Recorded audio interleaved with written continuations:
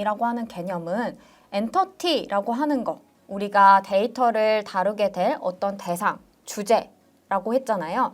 이 대상을 설명하는 것들을 속성이라고 불러요.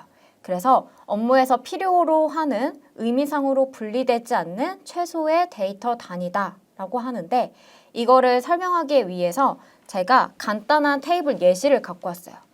이 사원이라고 하는 엔터티가 있다라고 했을 때 우리가 흔히 생각할 수 있는 게 4번이라고 하는 게 있을 거고, 이름, 부서, 직급 이런 것들로 이루어져 있을 거예요. 이렇게 봤을 때 이 사원이라고 하는 어떤 대상이 되는 거를 큰 틀에서 엔터티라고 불러요. 그리고 이 엔터티 안에서 우리가 단수 개념인 인스턴스, 어커런스 배웠었죠.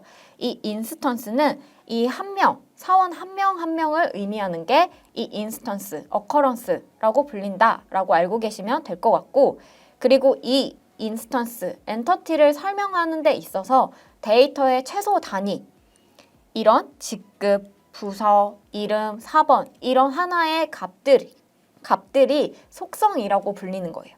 그래서 직급이라고 하는 속성, 부서라고 하는 속성, 이름이라고 하는 속성 이렇게 나뉘게 되고, 이 속성 안에서 속성 값을 가진다라고 또 얘기가 나오는데, 직급을 예를 들면 직급 안에서 대리라고 하는 값을 가지는 게 속성 값이에요. 대리라고 하는 게 속성 값, value라고 보시면 되고요. 이러한 속성에 대한 특징은 3가지 정도가 있어요. 한 개의 엔터티라고 하는 거, 하나의 엔터티라고 하는 거에서는 2개 이상의 인스턴스의 집합이어야 된다. 예시로 좀 이해를 하시면은 기억하기가 쉬우실 것 같은데, 사원이라고 하는 엔터티가 있으면 그 안에 사원이 적어도 2명 이상은 있어야 된다라는 개념이에요.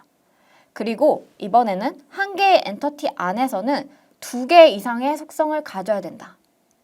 이게 무슨 얘기냐 하면 속성, 4번, 이름 이런 게 속성이라고 설명을 드렸잖아요. 이 안에서 4번만 가진 엔터티는 안 된다. 이름만 가진 엔터티는 안 된다라는 거예요. 적어도 4번이라고 하는 거랑 이름 이렇게 2개를 가진 엔터티는 생성이 될 수가 있다라는 의미예요.